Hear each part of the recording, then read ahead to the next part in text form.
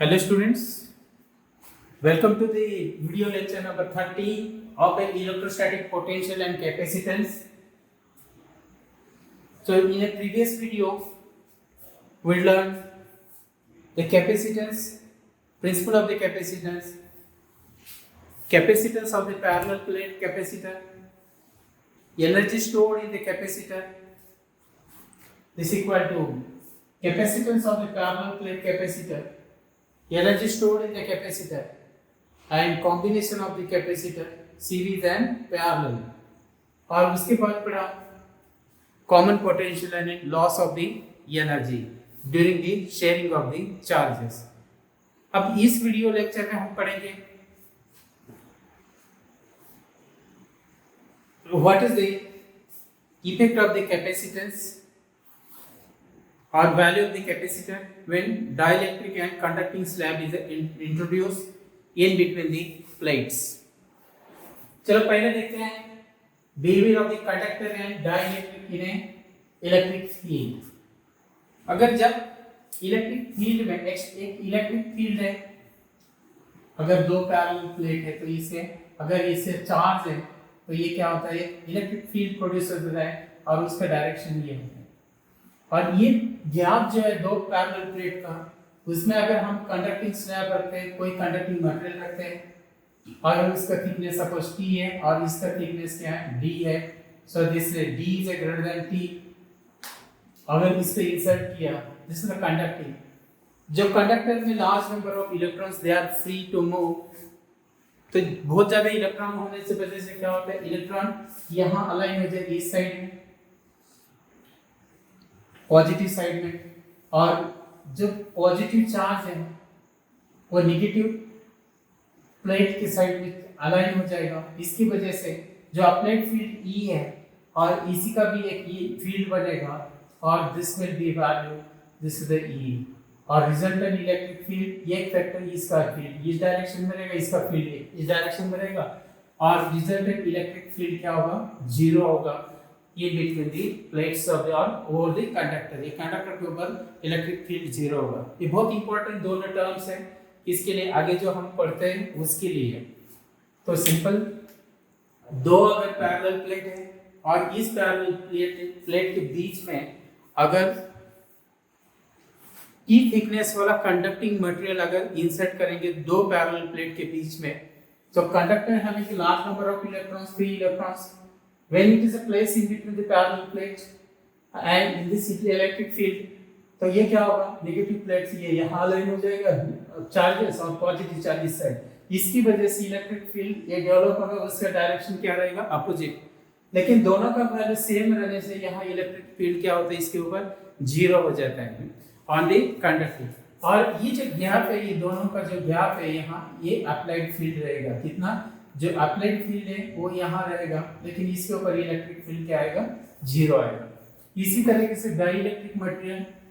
अब dielectric material क्या होता है, तो material which is not allowed, substance which is not allowed to pass the electric current, it is insulated for the electric current. But when it is a place in a electric field, it experiences a force, it is exert some force, and the dipole of the dielectric, they are oriented in the direction of field. This is the applied electric field. ये हो गया. और ये dielectric material रखा है, इसके अंदर क्या रखा है, ये this is the dielectric having a molecules in the form of dipoles. They will arrange in this way, this negative plus यहाँ ये इस तरीके से they will be arranged. Negative इस साइड, ये पॉजिटिव, ये नेगेटिव, और पॉजिटिव नेगेटिव, इस तरीके से ये अलाइन हो जाएगा. This orientation of the dipole is takes place. Example of this is plastic, mica, या H2O, N2, H2. These are the dielectric materials. Their behavior is in this way.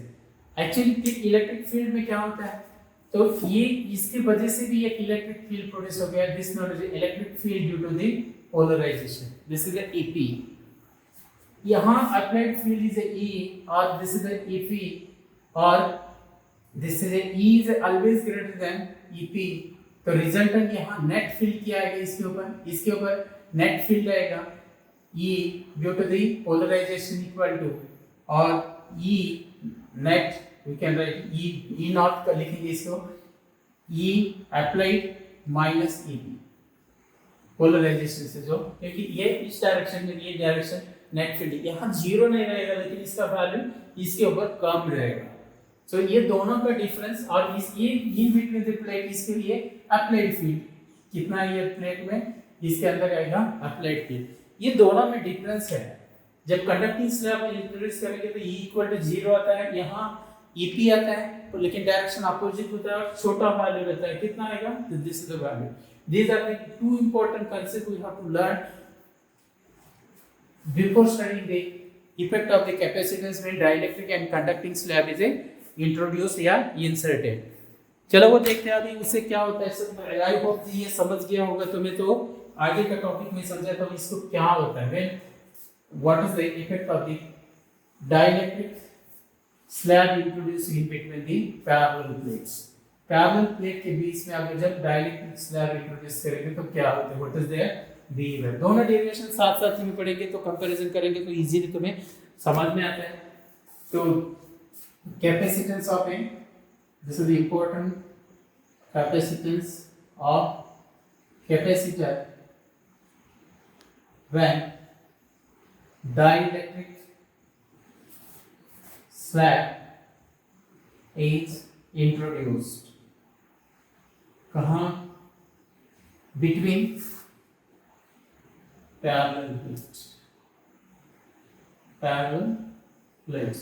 Parallel plates के बीच में जब dielectric slab introduce करेंगे तो क्या आएगा, चलो पढ़ते हैं। Capacitance of A, important derivation ये भी पूछते हैं। Capacitance of A, capacitance of capacitor when air is the medium, air is a medium between the plates, so this equals C is equal, हमने डिराइव किया epsilon naught A divided by D when there is a vacuum या air is a medium between the plate, तो derivation इस तरीके से आएगा। अब चलो इसको देखते हैं कि कैसे हमने इसको डिराइव करना है। तो ये दो पैरेलल प्लेट्स हैं, यहाँ एक रखता हूँ, ये दूसरा plate which having a charge density with sigma 1, इसका चार्ज है सिग्मा, चार्ज इस तरीके से इसका ये प्लेट ए और ये दूसरा प्लेट के ऊपर ये चार्ज, और इस चार्ज की वजह से इसमें जो इलेक्ट्रिक फील्ड प्रोड्यूस होता है इसका डायरेक्शन आएगा, this is the separation distance d and electric field it is produced along this direction, this is the direction of electric field। and when dielectric slab is introduced in between the plates, यहाँ एक dielectric slab of thickness T introduced between the plate, this is the thickness T, और यहाँ ये applied field है और कौन सा electric के लिए dielectric, so E0 equal to हमने पढ़ा इसका, तो इलेक्ट्रिक फील्ड इसका अप्लाइड E माइनस क्या होगा, यहाँ जीरो नहीं रहता है लेकिन इलेक्ट्रिक फील्ड जो प्रोड्यूस होता है इसका ये क्या रहेगा, अपोजिट डायरेक्शन में रहेगा और इसका डायरेक्शन अभी रिजल्ट ये आएगा लेकिन EP, this is the direction of A EP। तो चलते हैं आगे derivation. when dielectric slab of thickness T is greater than D introduced between the plates,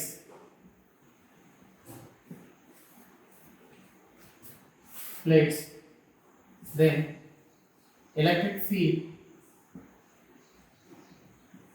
produced due to इसकी वजह से, तो हमने पढ़ा इसको due to the polarisation of dipole,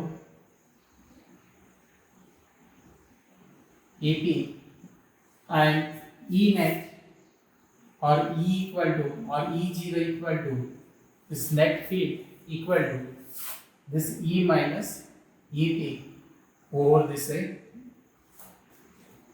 over the dielectric. This is equal to E minus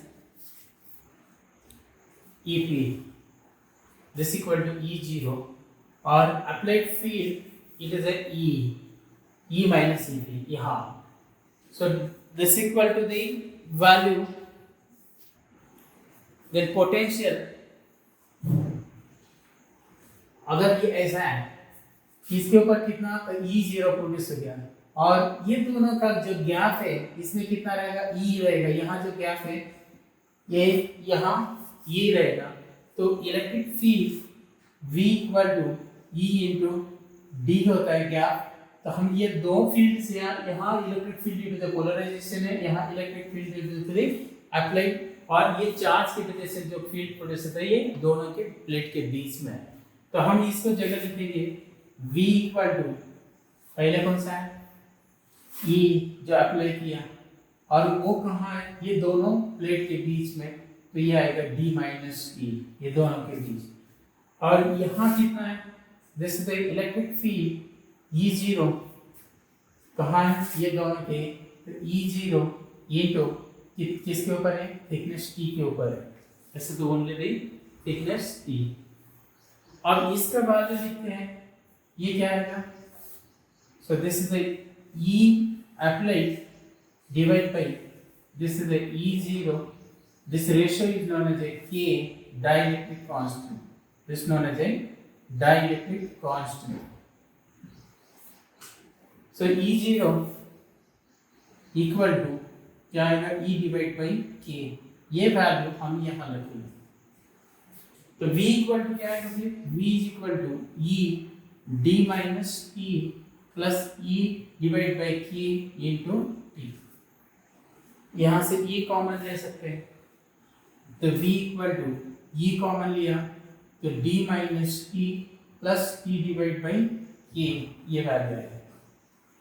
और इसके पहले हमने E का वैल्यू कैसे इलेक्ट्रिक फील्ड कितना रहता है तो E is equal to in between the plate epsilon nought divide by sigma divide by epsilon nought. This is the charge density divide by epsilon nought. और चार्ज डेंसिटी क्या होता है so total charge अगर किसी का निकालना है total charge equal to charge density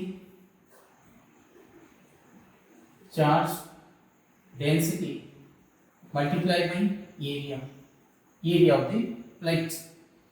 तो यहाँ लिखेंगे तो सिग्मा का वैल्यू ये हो गया सिग्मा इंटू ये और ये हो गया टोटल चार्ज क्यू. अगर ये सिग्मा का जगह वैल्यू लिखना है तो sigma is equal to q divide by A होता है. तो ये वैल्यू हम यहाँ लिख सकते हैं क्या आएगा E is equal to sigma check value q divide by epsilon naught into A. ये वैल्यू सिग्मा का ये होगा तो ये E का वैल्यू देगा. तो ये E का वैल्यू इससे सब्स्टिट्यूट करेंगे तो V इक्वल टू क्या आएगा V is equal to E का वैल्यू रखेंगे तो Q divide by epsilon nought A with bracket D minus T common लेते हैं इसमें से. यहाँ से अगर D माइनस T कॉमन लिया तो क्या बनेगा T 1 माइनस T लेते हैं तो ये प्लस आएगा 1 प्लस T कॉमन लिया तो 1 डिवाइड बाई आएगा ये K. 1 माइनस कॉमन लिया तो ये माइनस बनेगा इसीलिए ये हो गया minus. Okay then the capacitance of the capacitor. इसका कैपेसिटेंस क्या आएगा देखिए capacitor C is equal to capacitance of this capacitor we can use another symbol. यहाँ C इसके लिए वैक्यूम के लिए लिखा तो इसको हम C0 करते हैं. तो C is equal to Q divide by क्या होता है V. ये फॉर्मूला है. इसमें ये वैल्यू सब्स्टिट्यूट करके Q divide by epsilon nought A और इसका V का value D T minus 1 by K.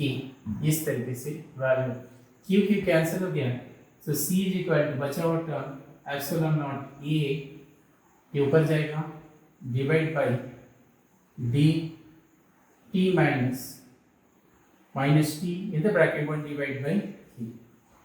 अगर ये इसके साथ कंपेयर करेंगे ये दोनों, तो this is the capacitor with dielectric slab is introduced. अगर ये when we compare the vacuum हमारी इसका, तो capacitance increase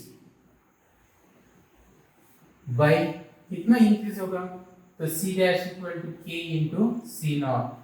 K is known as a dielectric constant. K is known as a dielectric constant. फिर से दोबारा समझाते हैं इसका क्या होता है। चलिए ये हो गया डेरिवेशन इसका। क्या है, एक दो पैरेलल प्लेट है, they having a charge density sigma and minus sigma. अगर ऐसा है तो इससे क्या होगा, इलेक्ट्रिक फील्ड E डेवलप हो जाएगा और इसके अंदर एक डाइलेक्ट्रिक स्लैब इंसर्ट किया। डाइलेक्ट्रिक स्लैब क्या है, इट इज अ सब्सटेंस और a material which not conduct the electric current, but due to the dipole moment in an electric field they produces the electric field is known as the electric field due to the polarization। उसका value क्या होता है, इससे छोटा रहता है, लेकिन it is opposite in direction, तो net field will be E0। तो ये थे, ये पढ़ा। उसके बाद V E into D होता है। यहाँ दो पोटेंशियल डेवलप होगा, यहाँ एक अलग पोटेंशियल रहेगा, into between the two plate एक अलग पोटेंशियल रहेगा। टोटल पोटेंशियल यहाँ लिखा, ये बीच वाला potential E is equal to E equal to क्या होता है, E equal to ये फॉर्मूला है V equal to E into D, मतलब electric field into the separation distance between the plates, this known as a potential। तो यहाँ potential ये between the plate है, ये दोनों के प्लेट के बीच में, दूसरा पोटेंशियल इसके ऊपर है, उसका थिकनेस कितना है, सेपरेशन तो T है। तो ये हो गया। सो डाइलेक्ट्रिक कांस्टेंट का formula K is equal to E0 by D, मतलब अप्लाइड इलेक्ट्रिक फील्ड और develop electric field divide by electric field due to the polarisation या E0।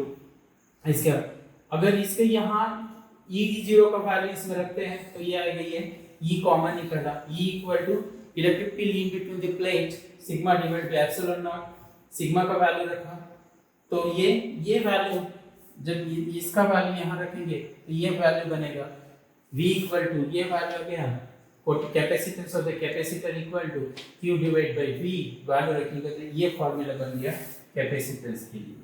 और व्हेन इसके साथ ये कंपेयर करेंगे तो ये वैल्यू क्या है, ज्यादा है, मतलब when capacitance is increase in dielectric slab is introduced in between the plate, its capacitance is increase। कितना इंक्रीज होगा, तो K टाइम्स इंक्रीज होता है। K क्या है, dielectric constant of a material which is inserted in between the plate, ये material का ये डाइलेक्ट्रिक कांस्टेंट है। इसी तरीके से ये हो गया डाइलेक्ट्रिक स्लैब का डेरिवेशन। इसी तरीके से व्हेन कंडक्टिंग स्लैब अगर इसमें इंट्रोड्यूस करते हैं तो उसका कैसे आएगा, फॉर कंडक्टिंग स्लैब साथ में दोनों डेरिवेशन रखा है ताकि तुम इजीली कंपेयर करके याद रख सकते हैं। वह conducting slab introduce between parallel plates of capacitor C, इसमें इंट्रोड्यूस किया तो क्या होगा, the capacitance with same capacitance of capacitor when air is a medium between the plates। जैसे पहले लिखा था वैसे तो इसी तरीके से, तो C0 equal to epsilon nought A divide by D, मतलब जब एयर मीडियम रहता है तो ये कैपेसिटेंस रहता है। When dielectric slab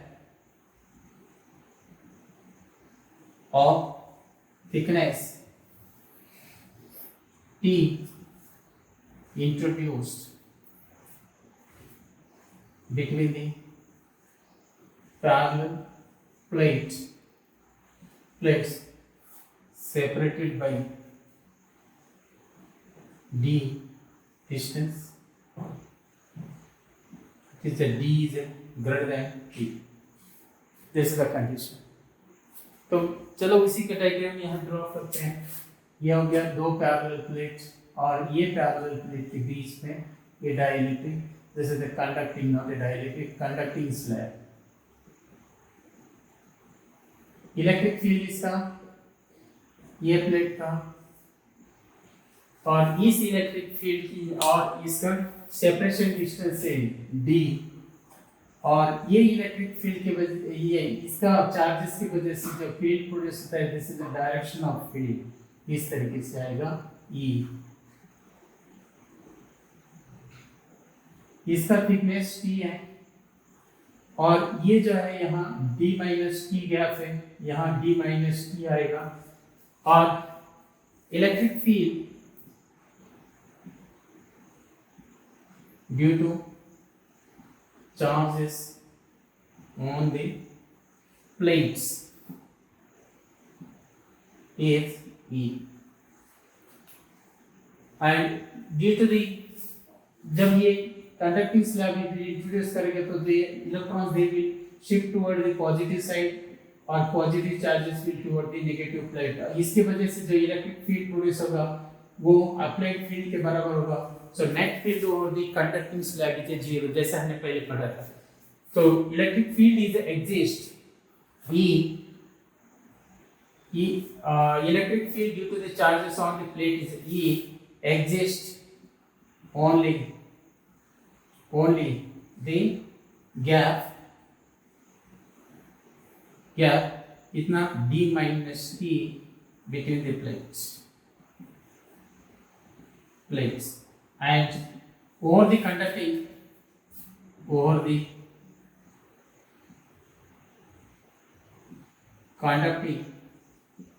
slab E equal to 0 electric field is a 0 so then V is equal हम यहाँ जैसे यहाँ V equal to निकला इसी तरीके से यहाँ निकाले V is equal to जैसे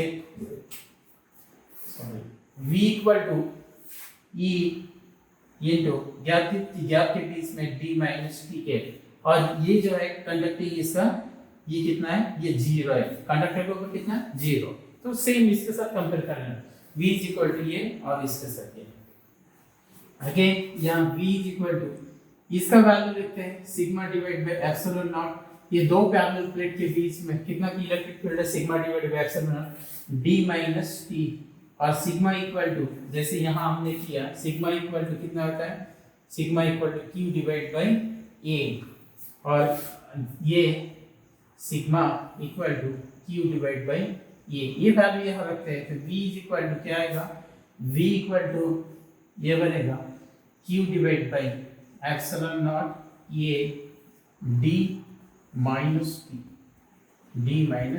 दिस इज इट और capacitance of the capacitor C is equal to Q divided by V.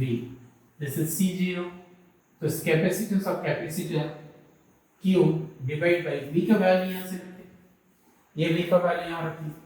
So Q divided by epsilon naught A D minus क्या होगा T. ये कैंसिल हो जाएगा. तो C is equal to epsilon naught A divided by D minus T. हम इसमें से D common निकालते हैं.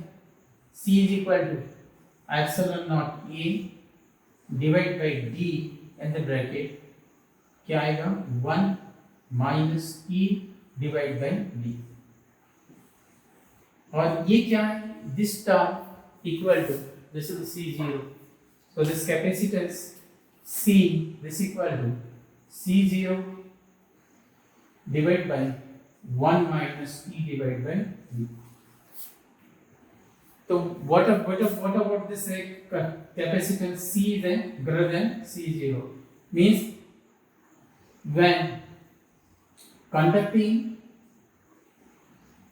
slab or dielectric slab introduced between parallel plates capacitance increases. Capacitance क्या होगा इंक्रीज होगा इन बोथ द केसेस. अगर इसमें देखेंगे और इसमें देखेंगे दोनों में क्या होता है कैपेसिटेंस क्या होता है इंक्रीज हो जाता है. So the parallel plate capacitor में अगर डाइलेक्ट्रिक स्लैब रखो या कंडक्टिंग स्लैब रखो तो इसका कैपेसिटेंस क्या होता है इंक्रीज होता है होता है. और एक पार्ट हमें पढ़ना है जो इम्पोर्टेंट है, आई थिंक ये समझ में आ रहा होगा, सिंपल है। जब डाइलेक्ट्रिक स्लैब रखा तो इसका बिहेवियर क्या होता है ये पहले ठीक से समझ लेना है। कंडक्टिंग स्लैब अगर इलेक्ट्रिक फील्ड में रखा तो उसका क्या कैसे बिहेवियर रहता है वो पहले ठीक से समझना है। उसके बाद तो आसान है, इलेक्ट्रिक फील्ड यहाँ कितना होता है, पोटेंशियल यहाँ कितना, ये दोनों पर जोड़ लगाए। उसके बाद डाइलेक्ट्रिक वैल्यू को वैल्यू सब्स्टिट्यूट किया, डाइलेक्ट्रिक कांस्टेंट का वैल्यू सब्स्टिट्यूट किया, पोटेंशियल आ गया, इसका जो वैल्यू है ई का सब्स्टिट्यूट किया, और ये C इक्वल टू ये वैल्यू आसान है। इसी तरीके से इसका भी, क्योंकि इसके ऊपर ये जीरो रहता है और यहाँ इलेक्ट्रिक फील्ड होता है which having a lower the value than the it is produced due to the charges on the parallel plate, इस तरीके से। और एक important part है इसका what happened, तो वो पढ़ेंगे हम।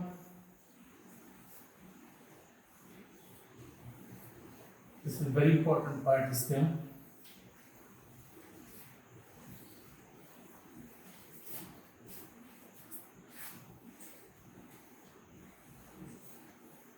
और सभी फॉर्मूले ठीक से ध्यान रखना है इसका, फुल बोर्ड यूज करते हैं।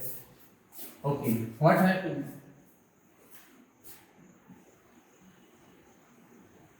When battery connected across the battery remains connected between the plates and dielectric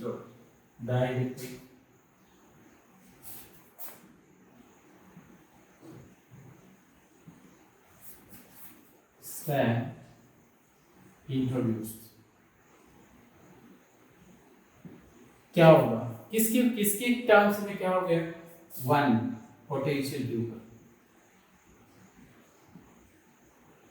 to potential के ऊपर, उसके बाद कैपेसिटेंस,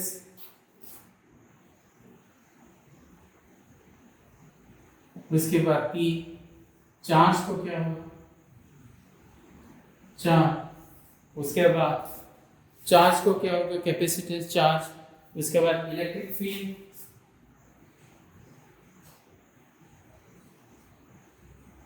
और पांच इलेक्ट्रिक फील्ड, और उसके बाद एनर्जी स्टोर्ड,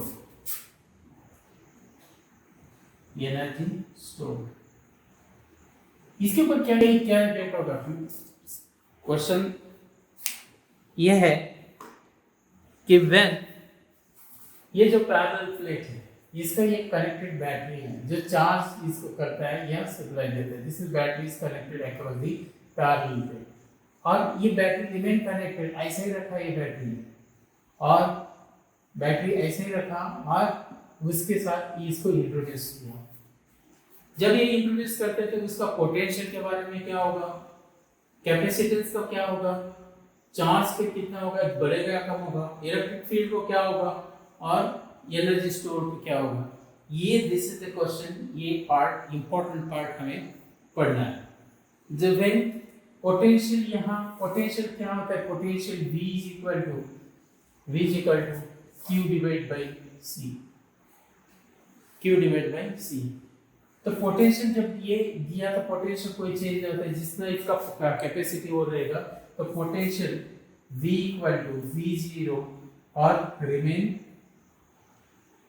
कांस्टेंट। पोटेंशियल क्या रहेगा, कांस्टेंट। जब डाइलेक्ट्रिक इंट्रोड्यूस किया बैटरी कनेक्टेड तो पोटेंशियल क्या रहेगा, is remain constant, V equal to V0। ये कैपेसिटेंस क्या होगा, कैपेसिटेंस इंक्रीज होता है, हमने पढ़ा C is equal to K times कितना इंक्रीज होगा, K टाइम्स ऑफ C0, मतलब ओरिजिनल जितना कैपेसिटेंस था उसका K टाइम्स से इंक्रीज होगा, कैपेसिटेंस इंक्रीज। उसके बाद charge Q is equal to क्या होता है, C into V, Q is equal to CV। अब ये इंक्रीज हो रहा है, ये इंक्रीज हो गया, और V ये कांस्टेंट है, इसका मतलब चार्ज भी क्या होगा, increase. Charge holding capacity increase होगा। बहुत इंपॉर्टेंट है, ध्यान रखो इसको। उसके बाद electric field E equal to, या इलेक्ट्रिक फील्ड E, और इसको हम E जीरो लिखेंगे, E डिवाइड बाई K।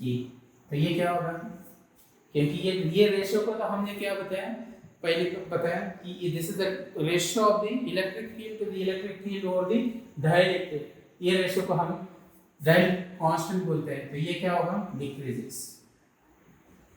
ये क्या होगा, डिक्रीजेस, ये डिक्रीज हो जाएगा। और energy stored U equal to half CV square. V क्या रहता है, यहाँ देखेंगे तो V तो कांस्टेंट है, और एनर्जी ये इंक्रीज हो रहा है और ये कांस्टेंट, इसका मतलब ये भी क्या होगा, increases.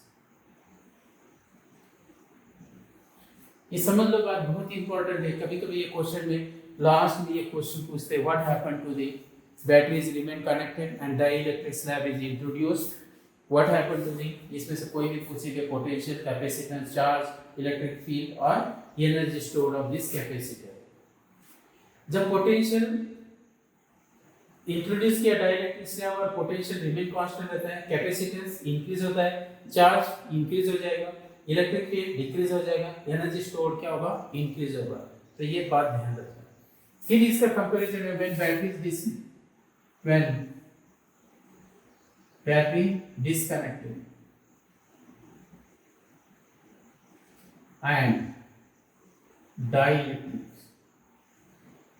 dielectric slab is introduced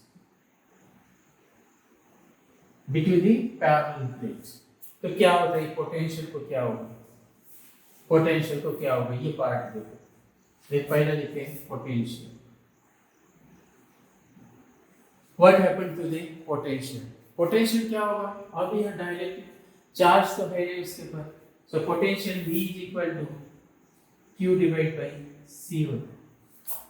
तो यहाँ पोटेंशियल क्या होगा, Q डिवाइड बाई C, और दिस इक्वल टू, जैसे electric field E divide by E0 equal to K होता है, इसी तरीके से ये लिखने की वजह से मैं दूसरा लिखा, E is equal to V divide by K, इस तरीके से होता है, V equal to V divide by K।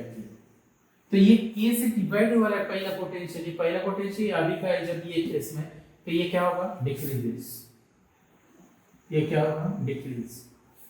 दूसरा कैपेसिटेंस, कैपेसिटेंस दोनों केस में हमने पढ़ा, एक C is equal to K times of a C0, मतलब ये क्या होगा, इंक्रीज।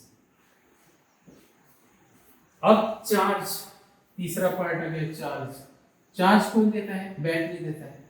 तो बैटरी देता है, लेकिन बैटरी तो है नहीं, और डाइलेक्ट्रिक चार्ज लेके नहीं आता, तो चार्ज क्या होगा, रिमेन कांस्टेंट, क्योंकि एक्स्ट्रा चार्ज देने वाला कोई नहीं है, तो चार्ज क्या रहेगा, constant. Electric field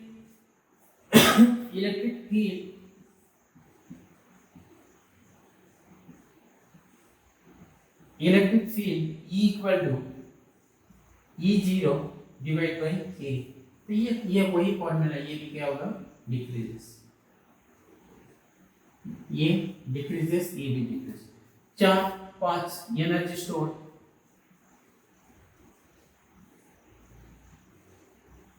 energy store equal to half CV square. Energy store क्या होता है, हाफ CV स्क्वायर। अब यहाँ देखेंगे, ओके मैं इसका और एक फॉर्मूला लिखता हूँ, Q square divide by QC। अब यहाँ चार्ज क्या हो रहा है, चार्ज इज कांस्टेंट, और कैपेसिटेंस का वैल्यू इंक्रीज होता है, ये कांस्टेंट है, एनर्जी स्टोर का ये कांस्टेंट। यहाँ देखो चार्ज इज ए कांस्टेंट, क्योंकि बैटरी नहीं है कनेक्टेड, तो चार्ज कहाँ से आएगा, कैसे नहीं आएगा, डाइलेक्ट्रिक इंट्रोड्यूस करेंगे तो उससे, तो इसको चार्ज लेके नहीं आता है, तो चार्ज कांस्टेंट है, कैपेसिटेंस का वैल्यू इंक्रीज होता है, इसका मतलब एनर्जी स्टोर क्या होना चाहिए, डिक्रीज होना चाहिए, डिक्रीज। तो ये चारों दोनों का कंपैरिजन बहुत इंपॉर्टेंट है, इसको ध्यान रखिए, ये हमें ध्यान रखना है और ठीक से आंसर करना है। तो ये important part of the lesson था, ये सब theory part almost is over. तो इसमें कैपेसिटेंस में हमने क्या क्या पढ़ा? तो पहले पढ़ा व्हाट इज द कैपेसिटेंस, उसके यूनिट्स क्या है, डिफरेंट यूनिट्स, माइक्रोफैरड, पिकोफैरड, नैनोफैरड, ये यूनिट्स से लेकर सभी पढ़ा। उसके बाद प्रिंसिपल ऑफ द कैपेसिटेंस पढ़ा और उसका यूज क्या होता है, कैपेसिटेंस ऑफ पैरेलल प्लेट पढ़ा जो ये आता है ये वाला। उसके बाद क्या पढ़ा, सीरीज और parallel combination of the capacitance, तो उसका नेट कैपेसिटेंस कितना आता है ये थ्योरी में पढ़ा। उसके बाद पढ़ा energy stored in the capacitance जो आता है हाफ सी बी स्क्वायर या क्यू स्क्वायर डिवाइड बाई सी, ये वाला पार्ट, इसको पढ़ा। उसके बाद इसमें हमने पढ़ा एनर्जी स्टोर के बाद कॉमन पोटेंशियल और लॉस ऑफ एनर्जी। कॉमन पर दो का पोटेंशियल, अगर हायर पोटेंशियल का एक के दूसरा चार्ज डिफरेंट है, there potential is also different, when they are connected to each other, एक दूसरे को कनेक्ट करेंगे तो potential flow from the higher to lower. और कब तक फ्लो होगा, जब तक दोनों का पोटेंशियल इक्वल नहीं होता, इक्वल हो गया तो उसको बोलेंगे कॉमन पोटेंशियल। उसके लिए फॉर्मूला पड़ा common potential V is equal to total charge C1 V1 plus C2 V2 divide by total capacity C1 plus C2। उसके बाद sharing of the charges, energy loss during this sharing of the charges, तो energy loss, इसके लिए ये formula पड़ा energy loss equal to C1 C2 V minus V2 bracket square divide by 2 times C1 plus C2, मतलब loss of energy when to capacitance are connected parallel to each other, दोनों charge हुए uncharged, एक charge है दूसरा uncharged है, कितना energy loss होगा during the sharing, ये पढ़ा। उसके बाद हमने पढ़ा what happened to capacitance of the capacitor when dielectric slab introduce किया और कंडक्टिंग स्लैब इंट्रोड्यूस किया तो क्या होगा। उसके बाद बैटरी डिस्कनेक्ट किया और डाइलेक्ट्रिक स्लैब इंट्रोड्यूस किया और बैटरी ऐसा ही रखा, डाइलेक्ट्रिक स्लैब इंट्रोड्यूस किया तो पहले तो पोटेंशियल में क्या होगा, कैपेसिटेंस में क्या होगा, चार्ज में क्या होगा, इलेक्ट्रिक फील्ड में क्या होगा और एनर्जी स्टोर में क्या होगा, ये सब हमने पढ़ा। तो ये सब थ्योरी पार्ट था कैपेसिटेंस और पोटेंशियल का। The theory part of this chapter number 2 in NCERT text book, it is about electrostatic potential and capacitance. अब इसको अगर किसी पार्ट में समझ में प्रॉब्लम है तो ये वीडियो बार बार देखो, मैंने सीरियली इसको अरेंज किया है प्ले लिस्ट में और इसको समझने की कोशिश करो। और रिमेनिंग हम अभी हमारा न्यूमेरिकल पार्ट सभी बाकी है इलेक्ट्रोस्टैटिक पोटेंशियल और कैपेसिटेंस के ऊपर, अगला वीडियो में ये समझाने की कोशिश करेंगे। और तब तक तुम ये अच्छी तरह से नोट्स बनाओ, बार बार इसको रिवाइज करो, फॉर्मूले याद रखने की कोशिश करो, तब न्यूमेरिकल में मजा आएगा कि हम इजीली उसको अच्छी तरह से कर सकते हैं। अदरवाइज सम कंफ्यूजन रहेगा हमेशा। तो सीरियसली सभी फॉर्मूले को रिकॉल करो, इसके डेरिवेशन को रिकॉल करो और तब हम नेक्स्ट वीडियो में न्यूमेरिकल के साथ आएंगे। तब तुम्हें सभी फॉर्मूले ठीक से रिकॉल होना चाहिए, तब कंफ्यूजन नहीं होगा। तो पढ़ाई करते रहिए। Have a good day, bye.